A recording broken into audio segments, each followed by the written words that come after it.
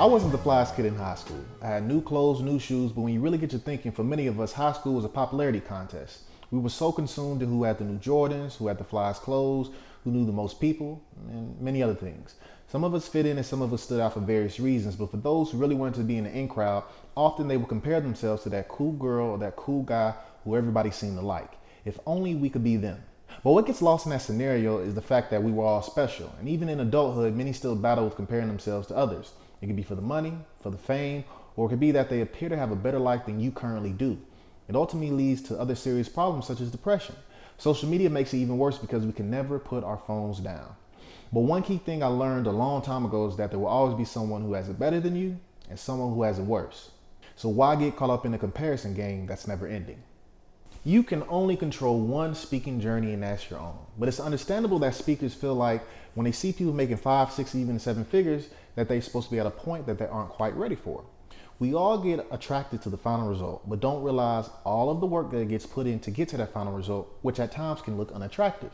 Comparing yourself to people you see that are really successful and feeling sorry for yourself will do you no good. In fact, it may push you to quit before you even get started.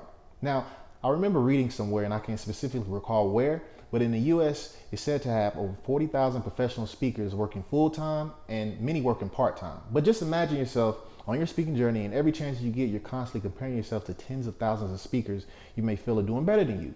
It serves no positive purpose. There's absolutely no good that will come out of you doing that. Instead of trying to compare yourself to other speakers, use them as motivation. Whatever it is that they do that you admire, let it motivate you to get on your job and be the best person you can be. Let me use a parallel example of sports. It doesn't matter what sport it is, but for the sake of this argument, let's say basketball. NBA players will often reminisce on who they wanted to be like growing up. So many people would say Michael Jordan, Kobe Bryant, LeBron James. But once again, that's what it was like growing up. Once they finally make it to the league, they aren't really comparing themselves to other players. The media will do enough of that for them to a point where it can be very annoying. But if you really pay attention, the absolute top tier players usually say that they just want to be the best version of themselves. They aren't trying to be the next anybody. They want to be unique. They want to be legendary in their own right.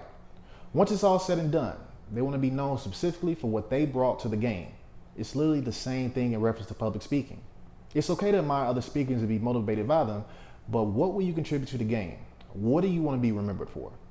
We all want to be remembered for being great in some way, some fashion. We all want our contributions to be felt long after our time is up. So for many, there's an immense amount of pressure to be successful, to be in demand, to be that paid professional public speaker whose calendar is constantly booked while traveling across the world. When you see a speaker who appears to have the successes that you might not have had yet, it can be easy to doubt yourself and fall victim to the comparison game. But you do yourself a disservice when that's the case, because often we don't know the whole story. We don't know how many times that person had no's when they was trying to get on. We don't know how many times they had to do free gigs in order to establish a solid reputation while constantly having to prove themselves. We don't know how many times they felt just like you may be feeling at this very point in time. You see, there's a lot of the unknown when you get caught up in only what you can see. So control your own destiny, carve out your own path, and most of all, be inspired by other speakers' success. If you found this tip useful, please like it and share it. Comment on it as well and let me know what you think. Until next Monday, my name is Julian Leonard, and this tip was brought to you by the J. Leonard Group.